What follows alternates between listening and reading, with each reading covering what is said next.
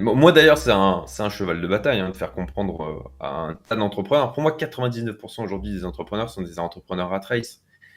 Ils sont bloqués dans leur business, ils sont complètement dépendants des sources de revenus. Ils ont leurs salariés qui les font chier, tous les jours avec, tu sais, comme des gamins, quoi. Tu fais du babysitting. C'est insupportable.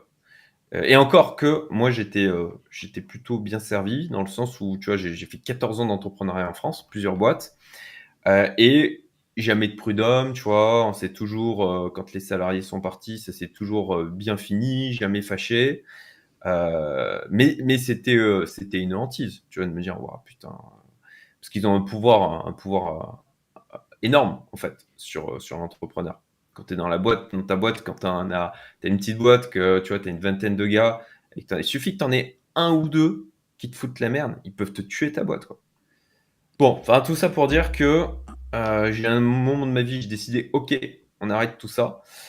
J'ai commencé à m'ouvrir au monde, beaucoup de lectures, beaucoup de vidéos, beaucoup de barrières mentales que j'ai fait sauter aussi, notamment sur, les montants de revenus, tu vois? Où pareil, tu vois, je m'estimais, déjà, dans le haut de la population avec mes 10 cas par mois, alors que, bah, en fait, aujourd'hui, je me rends compte que c'est vraiment de la merde, quoi. C'est OK.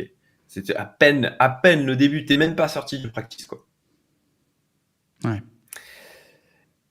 Et donc, à partir de ce moment-là, beaucoup de changements dans ma vie, tu vois, des ça va paraître con, mais, il fallait que je change d'identité, donc, c'était des affirmations, des routines matinales, beaucoup de discipline aussi, beaucoup de remises en question personnelles, un gros changement dans l'entourage aussi, une obsession sur les personnes que je côtoyais, d'où la création de ma communauté Youmento qui est partie là-dessus de ça.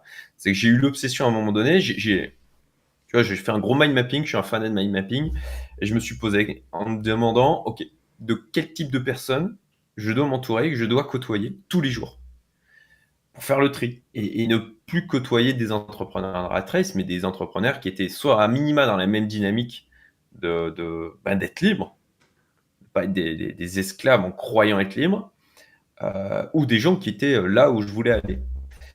Et c'est comme ça que j'ai créé, la communauté Youmento. À la base, c'était juste un groupe, tu vois, de gens que j'ai commencé à fédérer autour de moi. Puis comme j'ai un certain talent, semble-t-il, sur le sujet, je me suis dit: «Ben, je vais peut-être le monétiser», et je me suis mis à le monétiser, ça fonctionnait bien, donc c'est la notion d'ikigai, je sais pas si ça te parle? Je pense que Ouais, oui. dans ma communauté, ils sont un peu sensibles Voilà. à ça.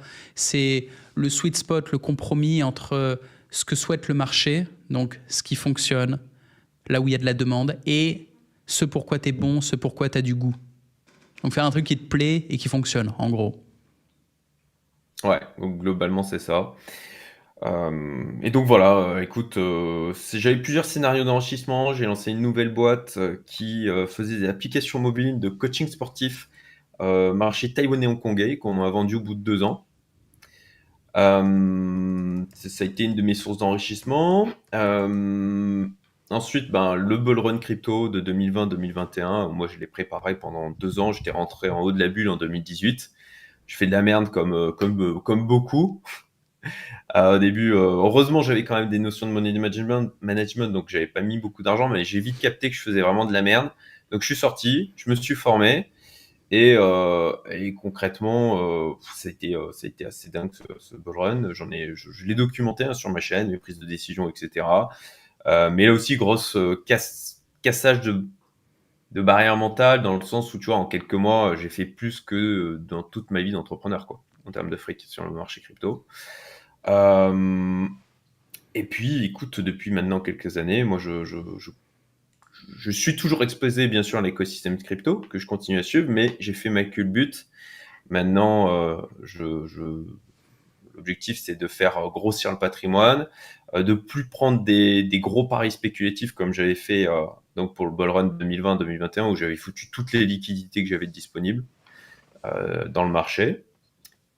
Et puis aujourd'hui, je dois être à 7 ou 8 de mon patrimoine net, dans la crypto, quoi. Hmm. Je suis en bourse, immobilier, heu, en France, à l'étranger, des club deals, du lending, du private equity, du venture capital, voilà, métaux précieux, moi, je m'intéresse à tout ce qui génère du fric, tu vois, si c'était euh, l'élevage de canards à crête, j'en sais rien, qui pouvait générer du fric.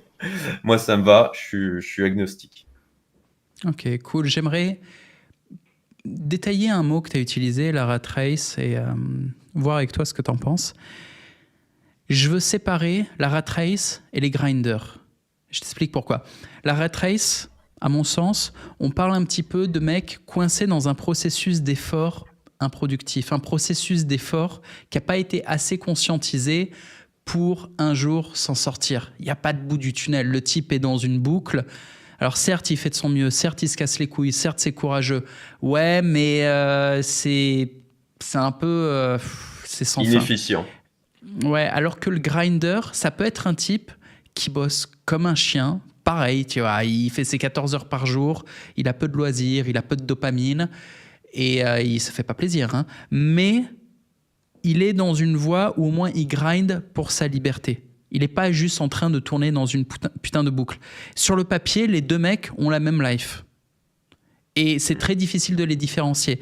Mais je veux que tout le monde qui se trouve dans une de ces boucles, tous ceux sur ma communauté et la tienne qui se cassent le cul toute la journée, à un moment, ils se posent la question. Quoi. Ils se demandent, est-ce que je suis dans une boucle sans fin et obscure ou est-ce que je suis en train de grinder avec un vrai espoir? On a toujours, normalement, un espoir que quelque chose va se déclencher. Ouais, mais de temps en temps, il faut prendre une micro-pause pour se poser la question de manière un peu plus consciente ou avoir une discussion des fois se payer un coaching hein, avec un type qui est sorti de la rat race ou un type qui a vu plein de business, qui a une grosse expérience, qui a 20 ans de business derrière lui par exemple et dont c'est le boulot de discuter avec plein d'entrepreneurs et lui dire voilà ce que je fais en grindant toute la journée, est-ce que ça me mène quelque part, est-ce qu'il y a un espoir, enfin je suis pas complètement con, la plupart du temps la réponse c'est ah non mais t'es sur un mauvais combat là, faut que t'arrêtes d'insister autant là-dessus. Là où il faut que tu bosses, c'est cette partie-là. Et c'est souvent pas des trucs délirants. C'est même pas genre fais complètement autre chose. C'est non, tu vois, là, tout ce que tu es en train de faire, tu faisais 80 et 20 comme ça, il faut switcher. Faut switcher. Là, tu préparais ton produit alors que tu n'as pas d'audience. Arrête. J'ai vu tellement de créateurs faire ça. Tu vois, je leur dis non, construis-toi une audience. Conscientise quelle audience tu te crées et tout ça. Une fois que tu as une audience, le produit, c'est facile. Tu leur demandes déjà ce qu'ils veulent avant de faire quelque chose. Et une fois qu'ils veulent, tu fais. Ouais. Mais c'est juste l'exemple avec les créateurs. Tous les entrepreneurs, la plupart du temps, ils grindent sur des trucs où ils savent pas où ils vont, les mecs, parce qu'ils n'ont pas encore l'expérience et qu'ils n'ont pas demandé. Et en fait, ils se retrouvent dans une auto-rat race. Ils sont même pas en rat race pour le système ou pour une grosse boîte qui les oppresse ou pour les... Non, ils se sont mis tout seuls dans une rat race personnelle qui mène nulle part juste parce qu'ils n'ont pas conscience du marché, ils n'ont pas conscience des mécanismes de business et ils sont coincés là-dedans. Soyez des grinders conscients. S'il vous plaît, quoi. Posez-vous la question et si vous n'avez pas de réponse qui vous paraît vraiment limpide et sur laquelle vous avez des certitudes, posez la question, même si ça veut dire payer 100 balles, 200 balles ou même un peu plus là, pour un mec qui répond vraiment, posez la question. Et je fais même pas de la pub pour un truc. Avant, je prenais des consultations, j'en prends plus, j'ai plus le temps. Mais il y a d'autres gens qui ont de l'expérience. J'ai même pas quelqu'un en tête. J'ai appelé une fois Ous, mais je sais même pas si c'est son truc. Ous, lui... je sais pas ce que c'est sa spécialité. Moi, je l'ai appelé parce que je l'aimais bien pour lui dire salut. Mais j'ai posé 0 question. Mais bon, il y a peut-être des mecs qu'on peut appeler pour poser des questions. Il y a eu Tougan à un moment qu'on pouvait appeler là-dessus. Pareil, je crois pas qu'ils prennent encore des consultations. D'ailleurs, c'était un mec à conseiller qui prend. Écoute, même pas pour, effectivement, moi je penserais à Ous. Après, je penserais. C'est hyper intéressant ce que tu dis, hein, parce que moi, je crée une métaphore par rapport à ma propre vie, où j'ai pédalé très fort sur un putain de tricycle pendant longtemps, avant de découvrir qu'il y avait des motos à côté. Tu vois. pareil.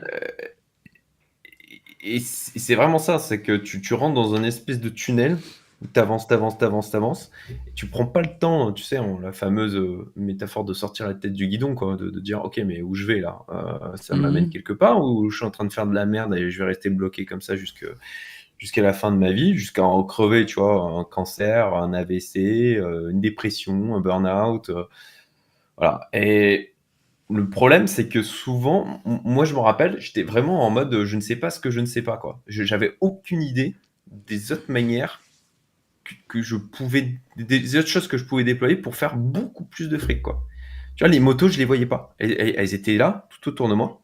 Mais ma carte, tu vois, un peu comme dans les jeux de rôle, je sais pas si tu as joué à Baldur's Gate, Non, ouais, les cartes sont Neverwinter Nights, obscurcies, c'est ouais, noir, quoi. Il y a ouais, l'ombre. c'est ça. Tu as le brouillard de guerre. Et, Comme en c'est là Endcrackers. où pour moi, ouais, exactement. On est Et là. c'est là où l'entourage est essentiel et d'aller parler à des gars, effectivement, où tu te dis, oula, lui, il est successful, il a compris un truc que j'ai pas compris.